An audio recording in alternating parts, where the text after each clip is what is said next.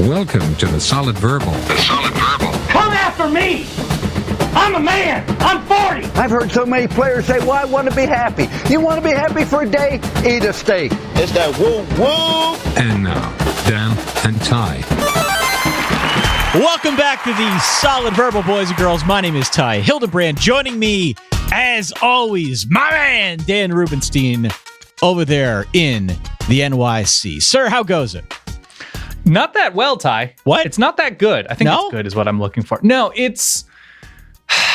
I've gotten accustomed to a certain lifestyle. Okay. And that lifestyle is getting great feedback from a live audience when we do this show. Okay. And now I'm just speaking into a wall with soundproofing, and it's not as fun. I don't get to see you. I don't get to sit next to you. I don't get to meet for ballers. I don't get to see people's faces as they continuously ask Nate Stanley questions, ironically. So it's just different, Ty, and I'm getting used to it. Yeah, to that point, Dan, we did do our show in Chicago. Mm-hmm. That show that we did in Chicago will be released on August the 22nd, so a week from this evening. Yep. A great show, great crowd at the historic Vidum Theater in beautiful Chicago, and had a chance to go out, meet other folks during the Tenders with Ty segment of the evening. If you listen to the broadcast when we push it out, you'll get to hear a little bit more. I'm sure we'll provide some context for what I did during our unrecorded Q&A segment.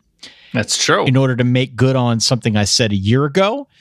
But all in all, a really good show. Definitely the kind that gives us the itch to do more of them. So naturally, that is something we're going to explore moving forward. But I thought just an awesome time, beautiful weekend in Chicago, and great to meet some Verballers. Real quick, Himikane wants to know how many tenders is Ty Hildenbrandt official? Did Ty Hildenbrandt officially consume? I believe the answer is 2.5. And can I be honest with you here? Yeah. Wasn't too enamored with the tenders, Dan. They were fine. They were very dry, extremely dry, and 2.5 is all I could force down. How are the tots, though, that I ordered alongside said tenders? The tots are very good. We were sitting at a table with some Notre Damers and also some others who were at the show, and as I was turning to talk to other people, they were surreptitiously stealing the tots. That happens. And it's then I caught them, and they looked at me as if they were deer in headlights. And I said, that's okay. You could just don't eat them all because I knew you wanted some too. But of course, the tots were very good and a popular attraction at the table. When you order tots, there is a tot tax that has to be paid. And I don't know if you fall under, if you're a progressive tot taxer, Ty, if you're a more conservative fiscal tot taxer, I don't know. But there is a tot tax that must be paid when tots appear at tables. Wow. I said that all correctly. You just came up with that on the fly, didn't you? I did just come up. That was pretty good. I think about tot tax. There's also fry taxes and tot taxes, whatever. Great time in Chicago. As you mentioned, the show will be up next week. Going to be doing more shows. We're going to look into doing some shows, maybe at smaller venues, not full-on theaters during the season, at bars and places where we can drink with everybody while everybody else is drinking. But certainly just encouraging and a magnificent time. So thanks to everybody who came out. Quick, before we get into the Q&A, couple things. Yeah. I am now doing videos and writing pieces and appearing on TV-ish. What? For the Action Network. Breaking news. Okay. Breaking news! Boop, boop, boop, boop. So I'm doing a couple different things from what I have been doing these past few years. This coming fall in the video realm, and one of those things I am pleased, excited, pumped, jazzed, enthused to be doing things for the Action Network, which is a sports gambling website, network, platform started by former editor-in-chief of ESPN.com, Chad Millman, name might be familiar, and the Altar of Dan is now in the central most point of the college football gambling discussion. So you're really putting this to the test here. Woo, am I going to lose people money? Yeah. Woo. But no, I'm mostly going to be doing video, but I'll also be writing a couple columns. And they have a a nightly show called I'll Take That Bet on the ESPN Plus app. So if that's something that you already have because you plan on watching college football games on there because they're streaming a bunch of them, or other shows, friend Ariel Helwani does his MMA show on there, among a bunch of other things. I'm not selling ESPN Plus right now. I'm just telling you where I'm going to appear. The first one is up tonight as we record this Wednesday late afternoon with our pal Jeff Schwartz. Awesome. Well, congratulations, sir. I know it's been a long time coming. I know you do good work. Obviously, I've been here for quite some time with you. So I know the caliber of what you do, and looking forward to seeing it. That's great. Yes. Other housekeeping, which is definitely shouldn't be classified as housekeeping, Ty. So while we were in Chicago, news broke about Maryland. Yeah. And the Maryland program, which in the wake of an offensive lineman's tragic death a few months ago, Jordan McNair, first placed strength and conditioning staff on leave, they've since fired or at least reached a separation agreement with their strength and conditioning coach. And head coach DJ Durkin is on leave, not just because of the Jordan McNair tragedy, but also because of a number of stories and cultural and systemic issues that have been brought to light in an ESPN piece that are now being investigated. Some horrifically ugly situations, obviously none more serious than the Jordan McNair one. And it has been pretty ugly all around. So yeah, Dan, sort of caught us a bit by surprise, but I suppose we're going to have to wait and see what happens here.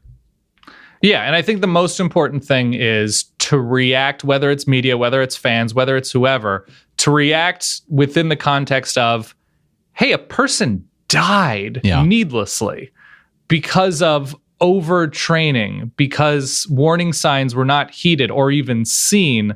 And people have been quick, not the least of which is Will Muschamp, who understands how this all works, both from a coaching perspective and a media perspective, who was quick to say something sort of smart. We criticized the performance, not the performer. That seems to make sense. Right. And then went on to criticize stories with anonymous sources, which obviously the anonymous Maryland staffers who brought this to light did so because of a fear of retribution and wanted to make sure that whatever whistleblowing was going on was heard and verified and vetted, which, ESPN has pretty stringent standards for that. So it brought out some ugliness, at least in him and some people willing to attack the concept of anonymous sources, who, by the way, Will Muschamp has 100% been an anonymous source.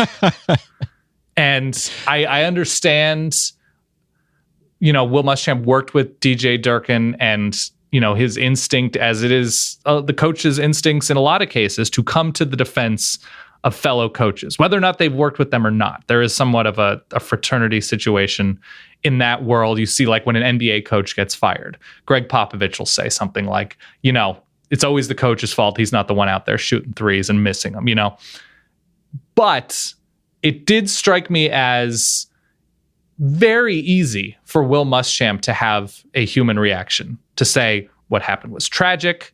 If these allegations are true, I'd be really disappointed. The DJ Durkin I know is not somebody who would be involved in something like that, so I'm hoping for the best for him and the program. Even though it's, a little bit generic, whatever. You have to, as a person in a responsible position, you have to be able to say things like a grown-up.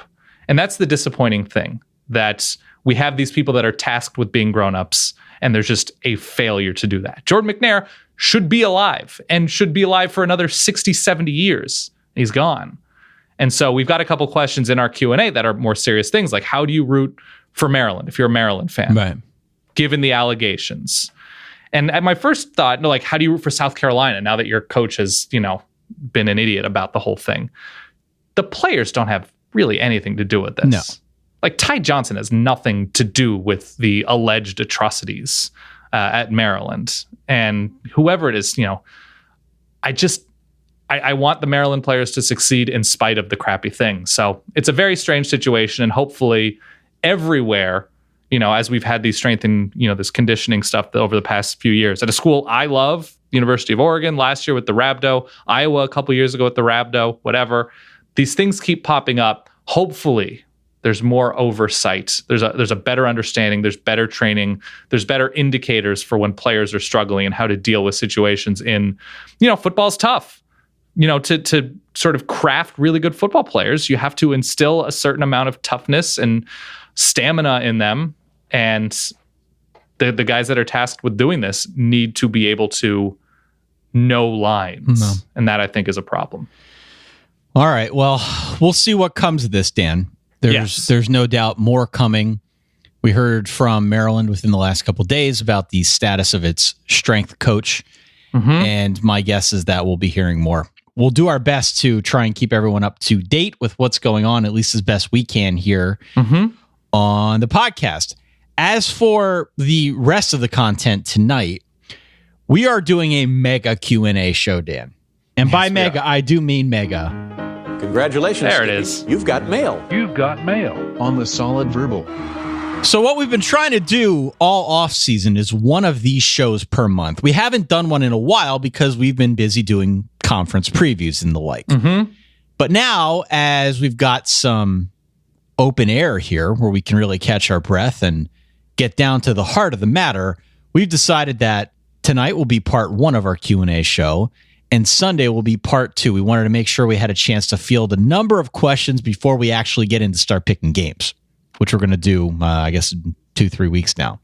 That sounds reasonable. So with that being said, Dan, what is our first question? Who's our first caller here?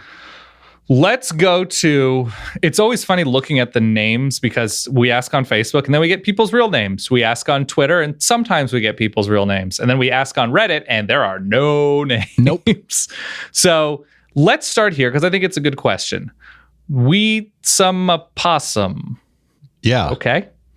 Who is your, quote, perfect storm team? A school who perennially fields a good team, but due to a number of factors, there's reason to believe this year is going to be their year to do something big before things perhaps calm down and return back to normal. So who is above average, essentially, that could win double digits, perhaps flirt with the playoff, or even go to the playoff, in November, December, etc. So that sort of leap. Okay. So I've got a few. Okay. Who are yours?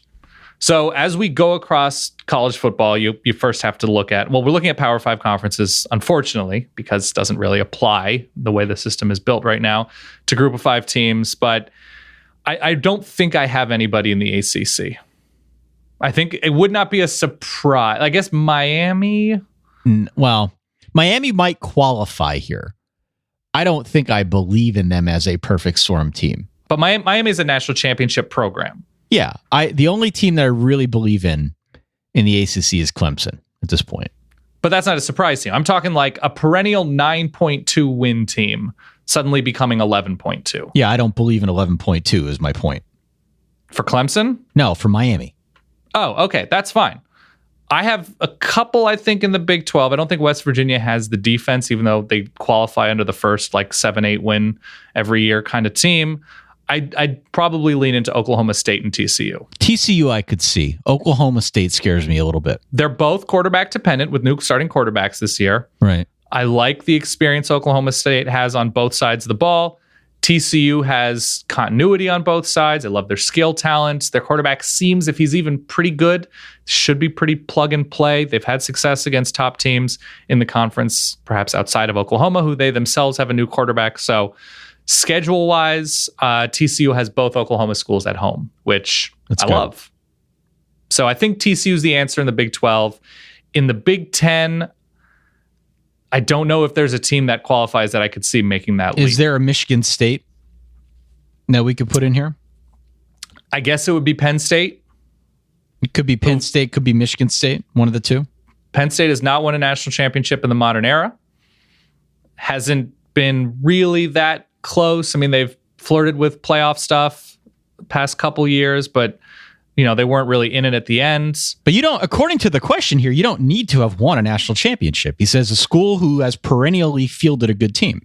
Good, but not great is how I interpreted that. Okay. Well, that's so. I think Penn State could qualify. I like their schedule a good amount. I think they have a bye week between Michigan State and Ohio State. They have Michigan on the road, but they have Wisconsin at home in consecutive weeks, and they have what I consider to be not necessarily national championship, but that playoff duo of really good quarterback, really good defense, potentially. Really good defense. Got a bit of a blow today, which I suppose we could have mentioned at the top, but Ryan Buchholz retiring due to injury concerns, which is I didn't see that. Yeah, it's going to affect Penn State's depth along the defensive front. A bit unexpected and unfortunate. We wish him well. But Penn State's got some holes to plug on that defensive side of the ball. I think they'd be a good answer. I also think Michigan State's a good answer. Michigan State brings so many back. They've at least been to the playoff, though. They've made that leap. Again, you're making up prerequisites here, Dan. I am, because I'm interpreting. I'm saying perfect storm, Michigan State, I could feel it this year. That's what I'm interpreting. It says, who should be looking to surprise us and pop off a few more wins than usual and maybe land themselves in the New Year's Six or college football playoff game, or the New York Six. Michigan State's been to the Rose Bowl a few times recently. They've been to the playoff. I'm excluding your answer. All right. We can agree to disagree. Stricken from the record. Even though I'm right and you're wrong, that's fine. Where are we going next? Fair. Let's name like one more team. One more team that has been pretty good recently that could make the leap to very good. I don't know. That's all. I mean, if Stanford has a much better defense than what at least I think they'll have, that would probably be Notre Dame could be an answer here. Went to the national championship game 6 years ago. Again, not a prerequisite in the question. Now, my interpretation, Ty, again, I'm right here. This is tearing at the fabric of the podcast. We some opossum, and I go way back. All right, let's go to the next question. Next question. Biggest quarterback controversy to watch for. So my interpretation of Patrick's question, is which quarterback situation will most dramatically go back and forth? Who has a short hook? Who, once they look a little bit shaky, gets pulled, but then the new guy doesn't look great, and so then they're flopping all over the place, like fish in the wild. Ty, what is the quarterback controversy? Not battle, but controversy. Controversy, huh? Yes. Well, I looked at this, and my initial thought was the Clemson situation as a whole, because Kelly Bryant started every game last year and got Clemson pretty damn far, got him to the playoff, right? Now you've got Trevor Lawrence breathing down his neck. Yep. And I could definitely see a scenario in which Trevor Lawrence gets the call at some point a couple games into the year, and as a true freshman, maybe isn't fully ready for prime time, and all of a sudden Dabo Swinney has created a controversy where if he just went with Kelly Bryant from the start, he wouldn't have had one, or at least not to the same degree. I think that's right. But there is an element to that of Trevor Lawrence being a true freshman. Sure. And so the expectations on Trevor Lawrence, even though they are super high because of the hype he comes in with, there is that element that they're not going to immediately give him a tough to shoulder. Sure. My answer is probably Alabama. And it's an easy answer, but allow me to explain. It's the biggest magnifying glass in college football. Coached by the most well-known and perhaps most successful college football coach of all time. Dramatically, the stage has already been set dramatically with the national championship game. Transfer rumors, Jalen Hurts saying that he never heard from coaches and he doesn't like necessarily how he was treated as a leader of the team. Tua comes in, is obviously magnificent in the second half and in overtime of that game. But here's the thing. Jalen Hurts has been successful. Tua's been in small sample sizes, successful. And there's this looming transfer. Can I make up a term, by the way, that came into my head the first thing I saw this question? Sure. Jalen Hurts feels like a plansfer. Okay. A plan to transfer. Right. Like he is sort of a lame duck here.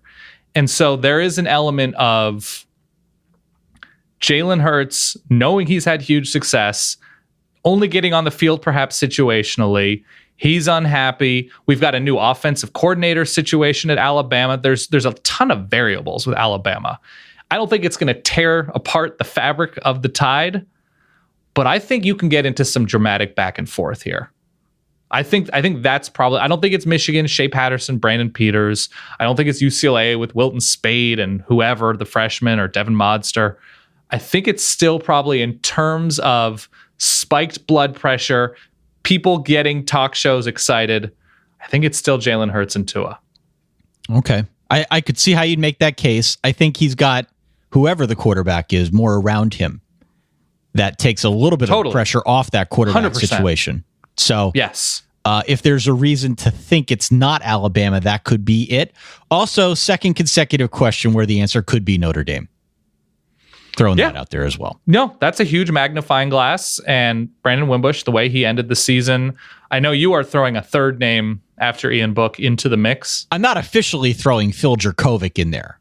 I think you like saying the words Phil Jurkovec. You know what? I'm proud of myself. I figured out how to say his name a couple months ago, and now I just enjoy injecting him into the conversation, even though I know, practically speaking, he's not going to be a candidate for that role, at least until halfway through the year. Ty? Yeah. Dylan wants to know. Yeah. What are Ed and Lisa McCaffrey feeding their children to have 4 college/pro football players? Wow. How does it look on the Colorado schools that they can't recruit them? Well, obviously the answer is not good on those schools. Listen, it's incredible. And I think a lot of this is on the mother. You know, you see these guys who have, or these women that have pro athlete parents. A lot of the time it's because both parents are excellent athletes. Here's my question to you. I assume at this point, you and solid wife Kate have had discussions about children in the future. Okay. As have Jody with an I and myself. Do you have a number of children you'd like, Ty? I'm not doing this to put you on the spot in a familial sense. There have been discussions, but none that I will divulge here on the podcast. Do you have an upper number? Would you have more than 3? Oh, God, no. Okay. No. So we're talking 1 or 2, maybe 3. No offense to anybody who's in that category, but that's too rich. You're speaking for yourself. Too rich for my blood. Yeah. I'm on the same page. Probably not more than 2. We'll see. If I gave us collectively, the hosts of the Solid Verbal, an over-under of 0.5 children, progeny, becoming Division I athletes, not football, Division I athletes, where is your money? Probably under. Is Kate a good athlete? I'm just going to say probably under, Dan. That is the official I can tell you right now, Jody with an I is not a good athlete. Yeah. And that's why I brought up the mother element of this. So if in fact it happens, it's because a Hildenbrandt child inherits my defensive specialist genes as it relates to baseball or my golf swing. Are there any Hildenbrandt Colarusos, formerly Division I athletes? I have one distant cousin who actually played tennis at Maryland. So I have that. I'm trying to think if I have any others, and I don't believe I do. Actually, there is a history in the Solid Weiss family. Oh, that's right, Ty. Yeah. The gene pool, while shallow, swimmable. Very swimmable, indeed. Okay. Good to know. Yeah, I'd probably put you ahead in that possibility. So this is going to be a 20 to 28 year. We got to follow along. This is the long con that we're playing here on the podcast this evening. This year, we're looking to see if Cal is elite every week and if certain coaches are sexier than Randy Edsall. The long con is whether or not a Hildenbrandt Rubenstein child makes the minor leagues. That's right. Here we go. Jeff wants to know, although there is still some time left in camp, the consensus to win the quarterback job at USC is JT Daniels. Do you think this is a positive or negative for their season? Is this a reflection on how good he truly is or can be, or does it point to the mediocrity of Sears and Fink? Okay. Which, by the way, all of my money is tied up with Sears and Fink. Right. The mutual funds they are producing year in and year out, the yields are tremendous. Continue. I don't think it's either a positive or a negative for this season. I don't. Okay. Is there a reason to look at it one way or the other? JT Daniels comes in with a lot of acclaim. Well, that he's so young and with no experience in practice beyond this fall and summer workouts. But if he's the guy, if he's got the higher upside, I think it would be more of a longer term positive for USC to go that direction, get him some meaningful experience now and build on that later. USC is going to have a really good team again, but I don't know if we're under any illusions that they're going to win the Pac-12 and go to the playoff. They're going to go to a bowl game. They'll be just fine. But if JT Daniels is the starting quarterback, I don't view that as a negative thing. I view that as him being the best guy for the job. Yes. And so early reports out of USC are that it's not just that the other quarterbacks aren't good. I haven't really seen anything about that.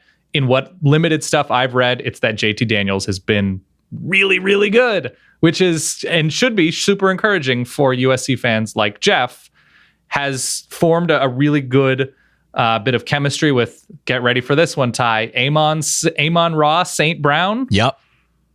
EQ's little brother. That's right, causing trouble. And that should be scary to everybody in the Pac-12 South and beyond in the conference, because when you have a sensational true freshman quarterback and a top-level incoming receiver, and they have a couple really good receivers, I think it's more of a situation that Sears and Fink are more on the Cody Kessler level, which is fine and serviceable, but not game-changing. So if JT Daniels starts and goes down, I don't think USC will be dramatically worse, just not as good, if that makes any sense. All right, so we got a random question emailed into us here, not specific, but Dan, what is the worst injury you have ever suffered? The worst injury I have suffered, I've sprained a couple ankles playing basketball. The only time I've broken a bone, and I think I've told this story on the show, is when I had the growth plate in my left pinky shattered, and it has not grown at the rate it should have since 7th grade. And that was due to a friend of yours at the time, right? Due to a friend of mine. I've also, when I was like 4 years old, I jumped headfirst into a glass coffee table and split my head open. That's probably the answer. Man, this is a good question here. I've got a bunch of really good ones. Oh, I thought this was like leading to an injury question with college football, but I like this. No, I'm just curious about our bodies. Actually, I can go somewhere with it, but the question here, to answer the question here, I blew out my shoulder twice, needed reconstructive shoulder surgery, so that's probably the winner, but I've done all sorts of crazy stuff in hyperextending elbows and nearly tearing ligaments elsewhere in the body. I guess reconstructive shoulder surgery would probably take the cake here. Yeah, that's pretty good. That's pretty good. I think that wins. And actually, I didn't mean to go here with this, but we've been talking a lot about The Athletic. So smooth over the last couple of weeks. I swear to God, I didn't mean to go here with it. But I know, it's just in your bones. It jogged my memory. Your reconstructed bones. That's right. We've been talking a lot about The Athletic here, and I saw a really fascinating article this week from Seth Emerson, noted Georgia writer, about how the process of repairing an ACL has evolved over the course of time.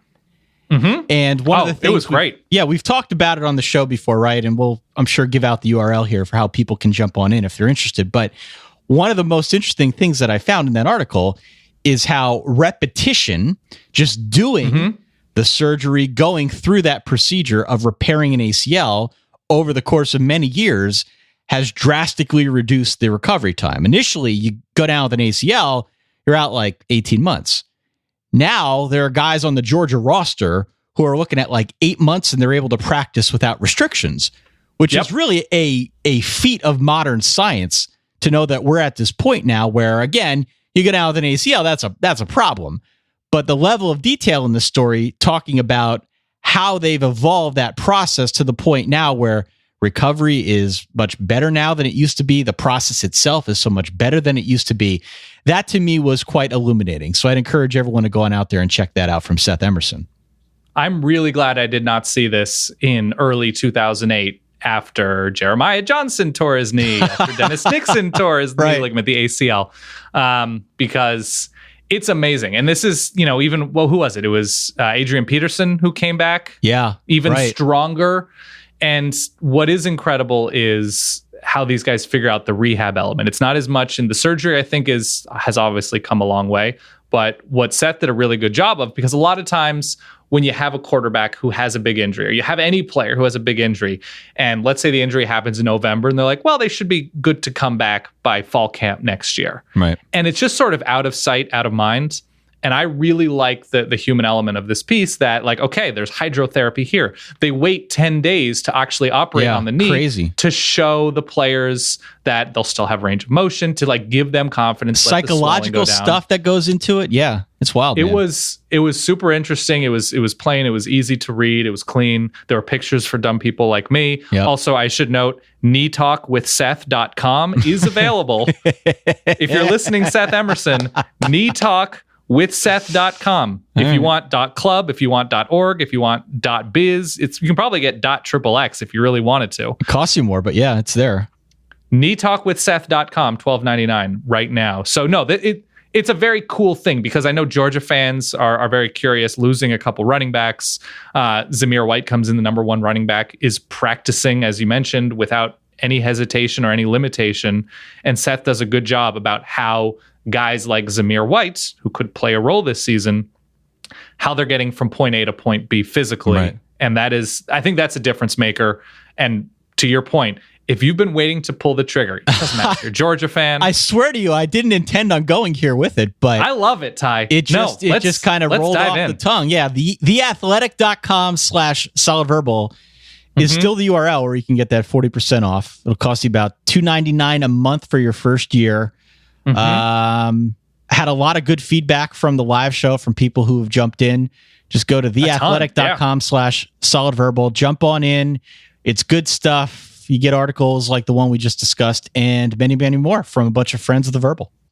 You're listening to a college football podcast, which means your media consumption habits are futuristic. That's right. It just makes sense. If you're a college football podcast fan, get in on The Athletic, move to the future with us. It's just wonderful. $2.99 a month. Please, you're paying how much for Spotify? How much for coffee every day? Come on. It's nothing. Pull that trigger. You're going to be glad you did. We'll pause, Ty, you and I right now, just for a second. Welcome back. See, you should be so happy you subscribed. Come on. theathletic.com/solidverbal. Where are we going next here, Dan? We're already in the future, Ty, so we should already know if we're talking about The Athletic. Let's go to Drew. Hello, Drew. Do you have any advice for a first football season with a new girlfriend? Oh, boy. For some background, we are both fans of preseason top 10 teams that are in different conferences. That's good. That's very good. Power couple. Yeah. Little humble brag there from Drew. Right. Our teams have no natural rivalry and would only play in a bowl game or the playoffs this year. Okay. However, her team is a team that I have historically strongly disliked. So he is dating a Notre Dame fan. Right. Noted. To make things more complicated, her best friend is related to her school's head coach. Whoa. She is best friends with Brian Kelly's daughter. So you're assuming that Notre Dame's a preseason top 10 team, which is giving them Are they not? Away. I don't think so. I haven't seen a top 10 yet, but I'm Michigan, assuming they won't. Jim Harbaugh, one of Jim Harbaugh's kids. Okay. I think they might be too young. Okay, any advice? Ty, they're a power couple. I don't understand. I don't think there's any trouble here at all. No. This is the good life. There's definitely like a flirtatious angle for your significant other rooting for a team, either that could play yours in the playoff or, that you've historically hated. You could definitely spin that to your advantage, just in a romantic sense, I think. Yeah, I think this is a great situation. Obviously, both teams are good here. You can watch football together. It's great that you share a hobby, that you share a passion. And if you do end up playing each other in the playoff or some sort of national championship situation this year, next year, whatever, that's great too. That builds the bonds, Ty. Yeah. You're not going to have animus. Here's the instance I have. Oregon and Michigan. Right.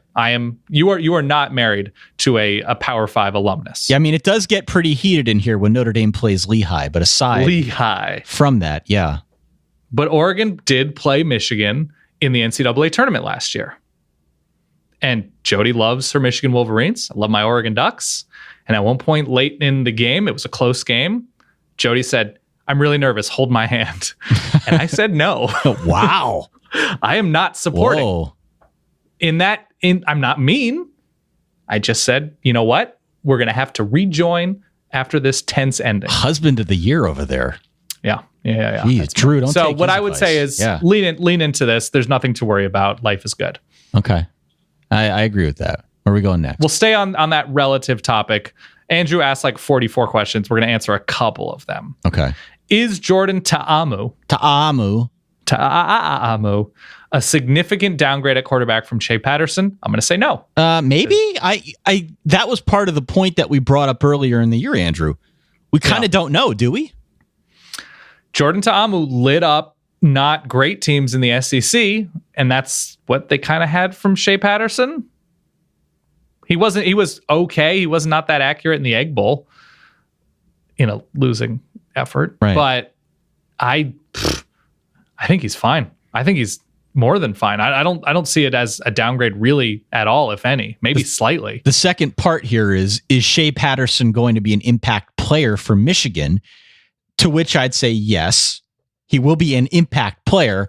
The second part of his two-part question is whether or not Shea Patterson will allow Michigan to take that leap to national title contender, to which I would answer, again, I don't know. Maybe he could be if he is nearly as good.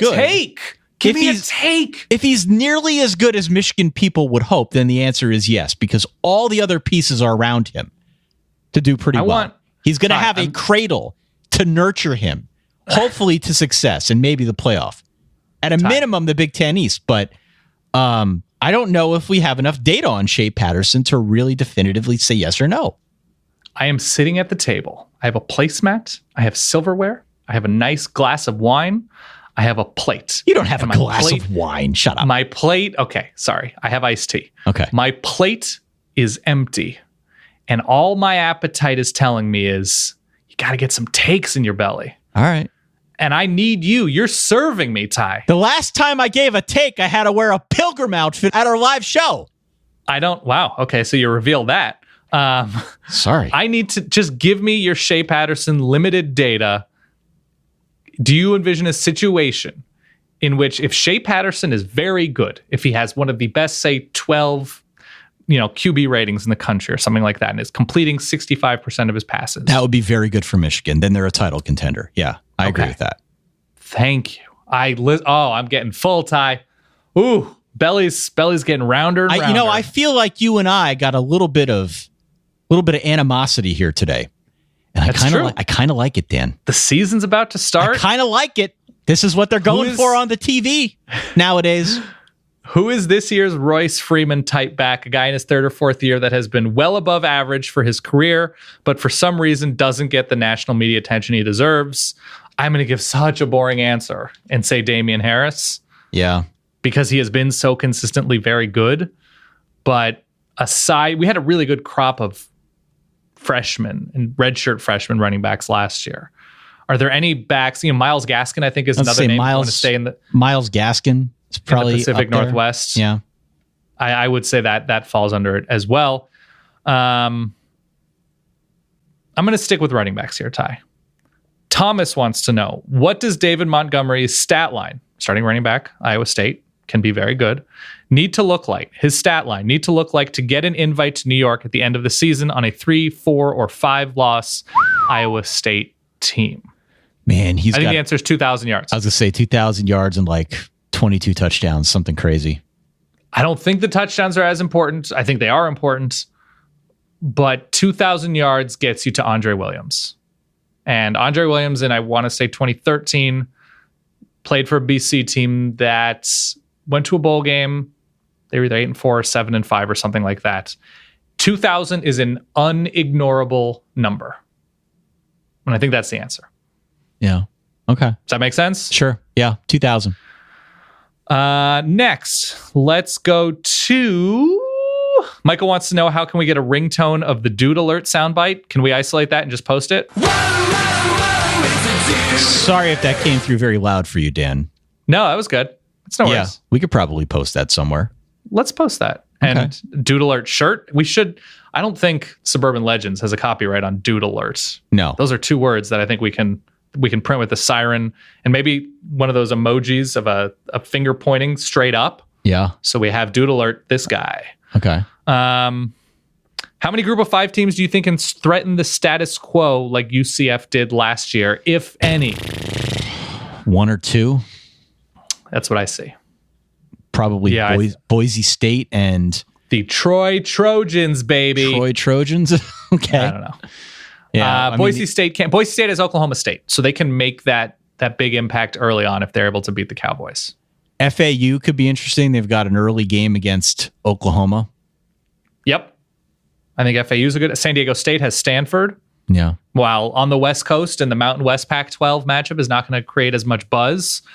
beating Stanford again, 2 years in a row, San Diego State beating Stanford. And if they are to run the table this year, that I think is cause for concern if you are a Power 5 person intent on keeping attention for a group of 5 schools down. And by the way, Josh Hernandez wrote in to ask about the best Power 5 versus group of 5 games. I think we sort of answered that question. Killing two birds with week one one stone has a great one. Well, it has a couple. You said FAU, Oklahoma. I don't know if I should go out on a limb. I don't even think it's going out on a limb, Ty. Do I even have the sound ready at this point? I don't know if you do. I'm not locking anything up. I'm not trapping anything. I'm just telling you. If you can picture the eyeball emojis in this non-visual medium. Sure. Northern Illinois, Iowa. Week 1. Yeah. As much as I like Nate Stanley in Iowa, could be spicy. All right. Nathan wants to know, and he doesn't specify year here, so I think we can talk big picture. Will Paul Chryst lead Wisconsin to a national title? Well, this is a very binary answer with a lot of variables, but what does your gut say, Ty? Take plate me. Sure. Yeah. I think that Paul Chryst is going to be there for a while.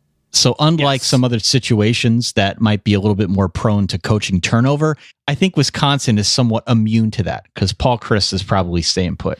So by virtue of that, and also them recruiting very well, I'm going to say over the course of his career, the answer is yes. Hell yeah. The answer is yes over the course of his career. I am going to agree. Yeah. And this is why. And I think you're right, but I think it needs to be thought of like this. There are going to be years. Nick Saban's not going to be in Tuscaloosa forever. Dabo's not going to be in Clemson forever. There are going to be year-over-year changes that are unexpected. And there are going to be years where all of the perceived blue-chip elite teams that are not Wisconsin all beat each other up, lose 2 or 3 times. And the one-loss team is not a team that has a demonstrable talent advantage over Wisconsin. And I'm not going to directly compare it to the Cam Newton Auburn team. But in a way, that Auburn team did not have a good defense. They had Nick Fairley, but in terms of how productive they were, they relied on a single entity on offense, really good coaching, which I think Wisconsin will continue to develop. Even if they lose guys, they've already started losing guys a little bit. There is something about Wisconsin just positioning itself to be there. We are going to be 11-1. We're going to win the Big Ten. People are falling around the wayside, and we are positioned to be the sort of solid ship in the storm. Okay. And so I'm going to say with how well Wisconsin does keeping players there, developing them, how deep they become because of that, with the lack of player attrition, if they can develop a couple of playmakers, if they can keep developing speed and attracting speed on defense. We saw that as the sort of tiny difference maker against Ohio State last year. The margin by which Ohio State won that game was not great. Nope. So it to me points out that Wisconsin is they are that switch flip away from becoming that national championship contender. Now that we've talked about Wisconsin, and since I know that there are more Wisconsin questions out there, I want to pivot momentarily to a special guest that we're going to bring on to answer some questions. But before we do, just want to throw this out there. Hiring used to be hard because you have multiple job sites and stacks of resumes that you got to go through, perhaps a confusing resume process.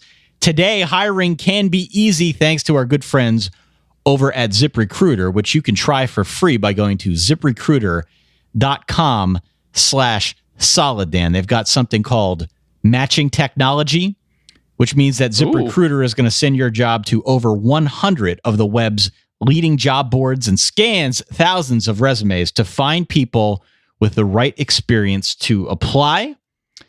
And as applications come in, ZipRecruiter is just going to analyze them, pick out the ones, and recommend top candidates so you never miss a match. I know people who have used it through this podcast. They've been very satisfied. ZipRecruiter is one of the highest rated hiring sites in all of the good old US of A. Again, our listeners can try it for free by going to the exclusive URL of ZipRecruiter.com/solid. One more time, that is ZipRecruiter.com/solid. All right, Dan, as promised, I said we're going to have a special guest on to discuss topics. We were just talking about Wisconsin, and here to help us break down a little bit more about the Wisconsin offensive line. Let's start at a very familiar place. It is former NFL player, the star of the Ross Tucker family of podcasts. He's also on CBS Sports Network. Mr. Ross Tucker, welcome to the Solid Verbal. Fellas, thank you for having me. Ty, Dan, I appreciate it. You guys obviously have a great thing going. I've heard a lot about it. Got a chance to listen from time to time, and it's awesome to be on. Everything you guys produce is great. Yeah, man, I've got 5 podcasts myself, wow. And my continued quest to avoid a real job as long as humanly possible. I'm 39 and a half now, as my daughters would say. Okay. So far, so good. I've got the Ross Tucker Football Podcast is kind of the flagship. That's NFL, and that's daily once the season starts. And then, I kind of have offshoots of that, like Fantasy Feast for fantasy football and Even Money for gambling. And then the one that's that you guys would be most interested in, the one that Dan came on recently, is the college draft. It's kind of cool because we go year-round talking about college football, but really only from the standpoint of the top players, the top prospects. So we preview more of just who are the studs, who are the up-and-coming guys, and once the season gets going, we'll just focus on, for people that are really into the draft and really into the NFL, we'll say, okay, like for the first weekend, right, Labor Day weekend, that Monday night, I'll be calling the Virginia Tech Florida State game for Westwood One. Mm-hmm. So we'll break down that game and say, okay, here's the 2 dudes when you're watching that game or listening, but when you're watching that game that you really need to watch for Virginia Tech, here's the guys Florida State you really need to watch. So even if someone's not like a gigantic college football fan, it's almost like it gives them a reason to watch and guys to check out. So it's been really, really fun. It always gives me a leg up, once the NFL season's over and we get into the draft stuff.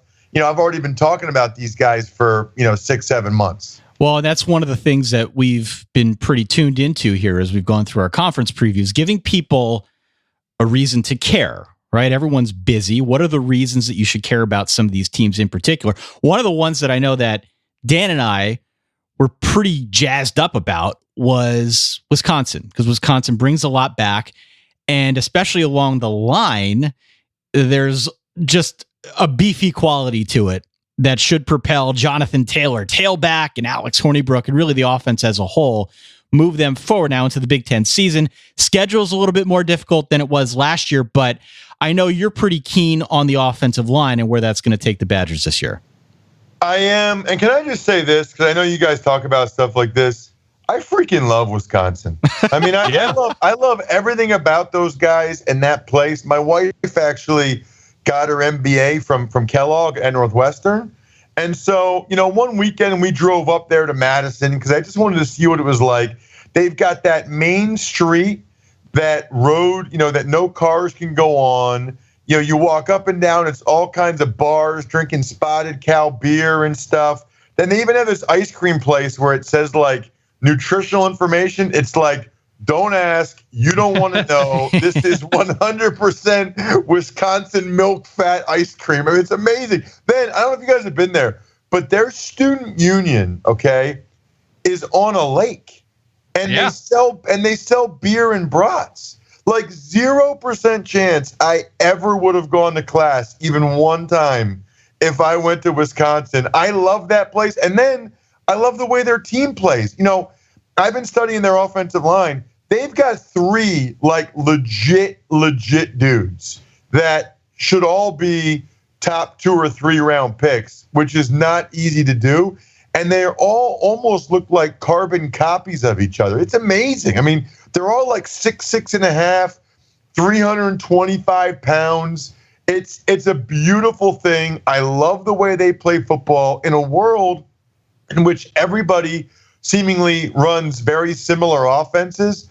I love like Wisconsin and Stanford. I mean, as a former offensive lineman, those are my teams. Those are my dudes. I would love to play for them. I think the most athletic of the group is Michael Dieter.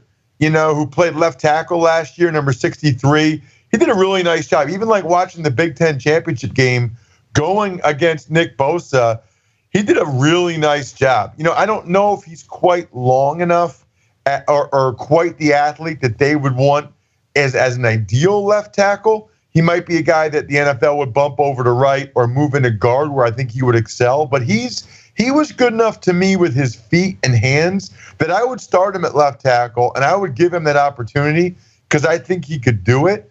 On the other side, David Edwards, the big redshirt junior, he's kind of a right tackle all the way, or maybe even get bumped inside despite how tall he is. He's not as athletic as Dieter was. He was a little bit stiffer, but still kind of your classic Wisconsin guy. All these guys were pretty good finishers. They all have real good pop in the run game and great size, obviously. My favorite one, though, is Bo Benschwazzle, or however you say his last name. First of all, I love the guy. I love last names like that. So I don't even know if Benschwazzle's the way, but I love that. And that dude is a total badass. Like watching him, he plays the way I tried to play and the way I wanted to play. I mean, he's out there, now he's playing guard. He's playing right guard rather than tackle. So usually you think, okay, he's maybe not going to be as athletic as the tackles. He's a real good athlete. He's the feistiest of the bunch. He's the finisher of the bunch. If you ever want to just be entertained watching an offensive lineman, out of the group I've watched so far this year, he's the most entertaining. He's the one out there. He's really trying to do guys. I mean, he's really trying to physically punish guys, which I appreciate because, blocking people is not really fun. Trying to kill dudes that's what's enjoyable. Let me ask you this though. What is the secret sauce? What is the situation with Wisconsin where year over year you can say Wisconsin should have a good offensive line and it's true, sight unseen? How do you develop that reputation? Is it just because they keep putting guys in the pros where, that sort of begets more high school offensive linemen, top offensive linemen wanting to go to Wisconsin? What is it about an offensive line factory like Wisconsin that separates it from other schools? What are other schools missing that Wisconsin is able to do to year over year constantly churn offensive linemen to a super high level? So it actually goes all the way back to Barry Alvarez, because I've asked people about this. And when I think he was like the D coordinator at Notre Dame, maybe when he got the Wisconsin job. And when he got the Wisconsin job, he asked a bunch of people. He's like, okay, what do we have in Wisconsin? What do we have in our own state? And he basically was told, okay, you don't have a lot of speed. You don't have a lot of skill guys, but we've got really, really big people. And he looked at that and said, okay, that's what we're going to be.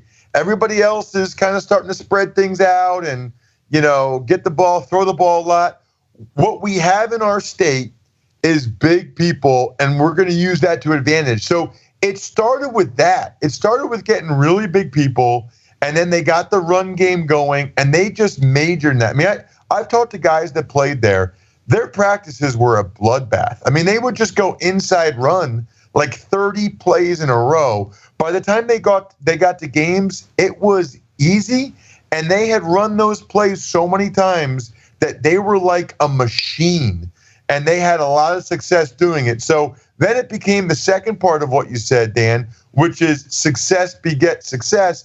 Then you start to have guys going high in the draft. You can go back to Chris McIntosh and Aaron Gibson to, obviously Travis Frederick, more recently, Joe Thomas. So it's kind of like, I don't want to call it necessarily O-line U, but it's about as close as they have. So now, if you're an offensive lineman, that's a cool place to go. That's a place where you want to go. It's a pro-style system. Even though they run the ball a lot, it's pro-style more than the spread, and it's cool to be an offensive lineman there. Like, there aren't that many schools where you go and it's like cool to be an O-lineman. But at Wisconsin, it's almost like you're respected. They probably get more girls than the average offensive lineman gets. I mean, it's cool to be an O-lineman there. So I think that's a big reason why they go there. Plus, pass blocking's not fun. Like coming off the ball, like I didn't eat all that food to get to be 325 pounds to be passive. I did it because I wanted to be aggressive and I wanted to knock human beings backwards and down on the ground. And at Wisconsin, they let you do that. Ross, we'll get you out of here on this. Let's talk more about, again, why people should care about this coming football season. I know you're pretty attuned to all things Big Ten. Give me two guys in the Big Ten conference that you are excited to watch and our listeners should care about. So I'll give you one for sure, and everybody already knows about him, so it's not like it's a secret. But I'm going to go with Trace McSorley, the quarterback at Penn State. Guys, it feels like it's been 30 games in a row where I can't tell if he's lucky or just good, but it's whatever it keeps working. It is working, man. I mean, when he first, the thing that's crazy about it is he got the job after like the most prototypical franchise quarterback looking dude you've ever seen in Christian Hackenberg, right? We don't say his name on this podcast anymore. And then in comes Trace McSorley, who I remember watching his high school video, and I thought he would be pretty good. I really liked it. I thought he had a better arm than he got credit for. And I thought we were coming into this age where height was not as important. But his video, like, he could have been a big-time college safety, I think. Watching him in high school in Northern Virginia, you know, where the Redskins practice, that's where he's from, Ashburn, Virginia. He has been so good and so clutch and somehow so durable for Penn State. You know, it's very rare, even when they've lost games, that he's been the reason for them losing. I mean, you know, last year they had some issues against Ohio State and Michigan State, but he might not be a great pro prospect, and I still think he's going to end up sticking in the NFL. But I think we need to do a better job of appreciating fantastic college football players like Trace McSorley and not getting all caught up in the fact that, you know, maybe he's not going to go ahead and be an NFL star. Although, you know what? What were people saying about Baker Mayfield at this time? I don't think Trace is that accurate, but if he has another great year and rewrites every record even more and has 3 straight years of outstanding production, I don't know how you go against that. No. The other two guys I would tell you to watch, I already mentioned Bosa, who's an unbelievable technician for how young he is. But for Michigan, watch their defensive ends, Rashawn Gary and Chase Winovich, if only because the contrast between those two is remarkable. Rashawn Gary is as rare of an athlete as we've seen in college football since like Jadeveon Clowney. Like, there's no way a 300-pound dude should move the way he does. You know, he's getting offered in 8th grade running like 4.5s at football camps when he was 295 pounds in 8th grade. Like, he is a rare bird, but his motor's not always running, and he still hasn't really figured it out. You know, like, you can't just have one move. You have to have counter moves. You have to watch the tape and know how to set up offensive linemen. So he's unique to watch just because he's a freak athlete that hasn't totally figured out. Meanwhile, on the other side, Chase Winovich, who's a Western PA guy, he is like a bat out of hell that throws an assortment of moves and is absolutely relentless, but doesn't quite have Gary's size-speed combination. So when you watch those guys, it's just interesting because it shows you, even though they play the same position, that there really are different ways to skin a cat and still be productive at that position. Good stuff, man. All right, Ross Tucker, again, you can find Ross on 5 different podcasts. He does work for CBS Sports Network. He'll be all over, no doubt, this football season. One more time, Ross, where can people find you? Yeah, well, you can always just go to rosstucker.com. That's where all my podcasts are, and then we've got the feeds for you for, you know, Apple Podcasts or Stitcher, whatever app you use. Or you can just follow me on Twitter at RossTuckerNFL, because I post all of the stuff there. And we're almost there, fellas. There's nothing better. We are almost there. Good stuff, man. Great to have you on the podcast. We'll have to have you back sometime soon. All right. I would love to, and I got to get Ty. I got to get you on the College Draft podcast sometime as well. We're going to talk some. We got to go deep on Pennsylvania stuff. Let's do it. John, sometime. Let's talk some That's all I Yakko's want to hot hear. dogs. I want to hear you guys rank your favorite Pennsylvania things. That's all I want out of it. Well, I think Ty's just upset that, Reading and Berks County are now better at football than the Lehigh Valley is. Ooh. Wow. Fighting Throwing words. Ty, who do you daggers have? here at the end. Who do you have to claim in the Lehigh Valley? Who is your big name? Is it Dan, what's his name, from Florida State? Dan Kendra? Dan Kendra was a big name. How about Saquon Barkley? Saquon Barkley went to Whitehall. I could throw Jim Druckenmiller in there from my high school.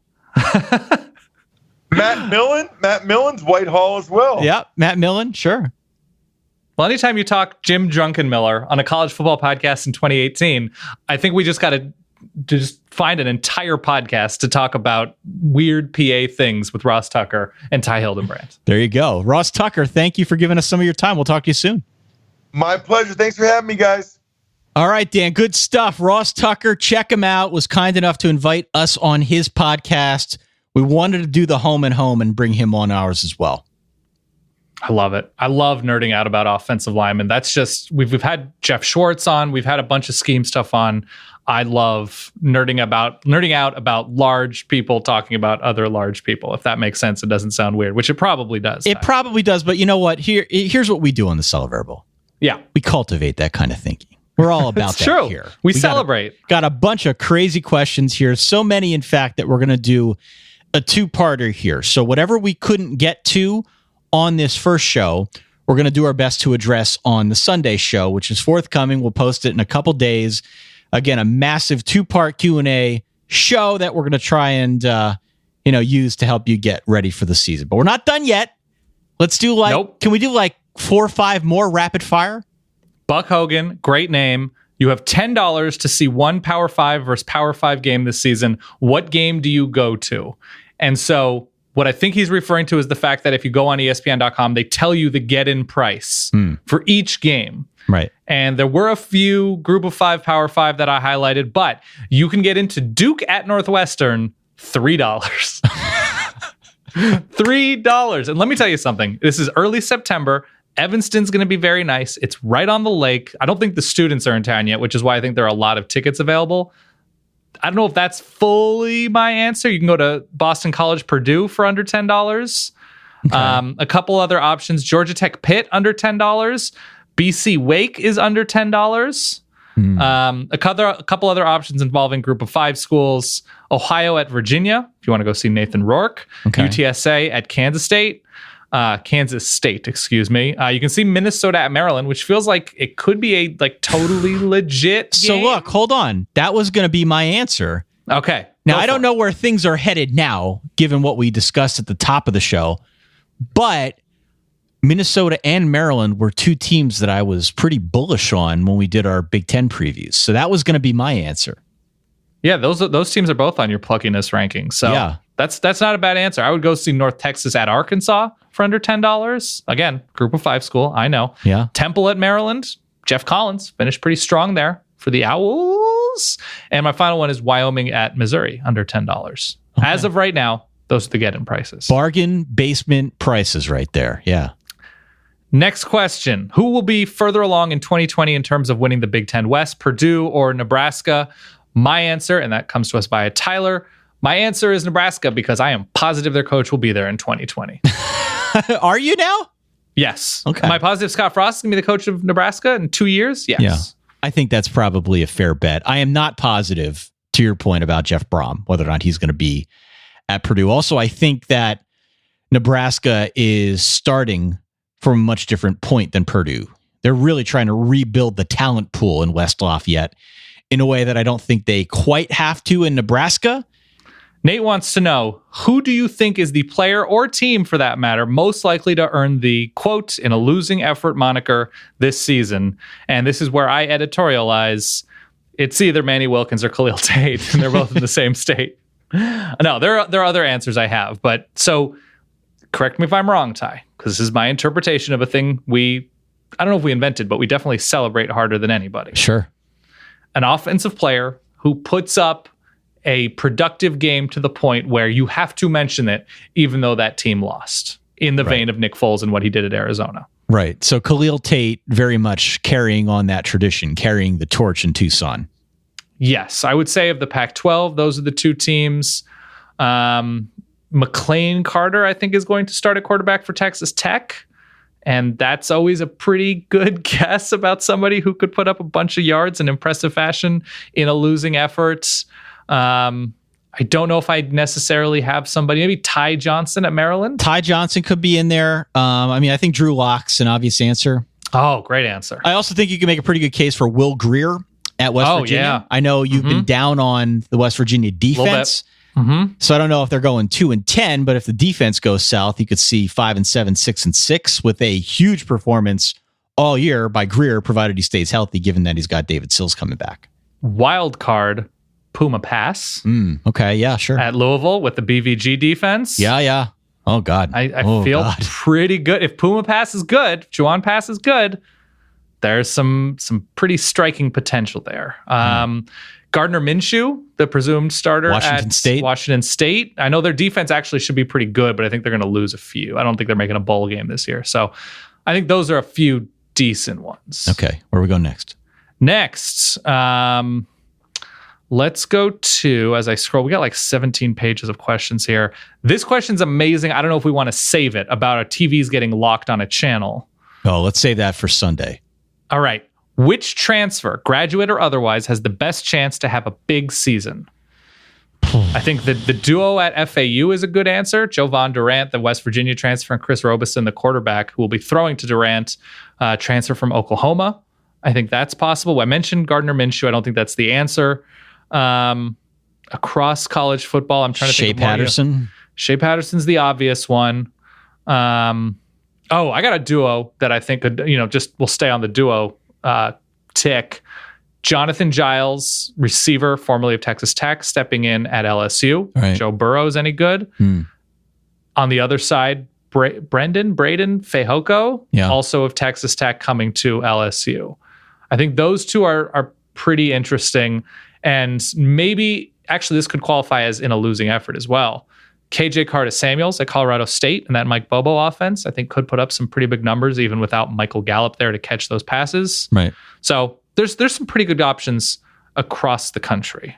All right. And by the way, that question comes to us, and we can finish with that question if you'd like. Sure. That question comes to us from Reddit user Lasagna Fiend. Whoa. Ty. We can't do any better than that. We cannot do better than Lasagna Fiend, and we're going to honor his or her taste in Italian food.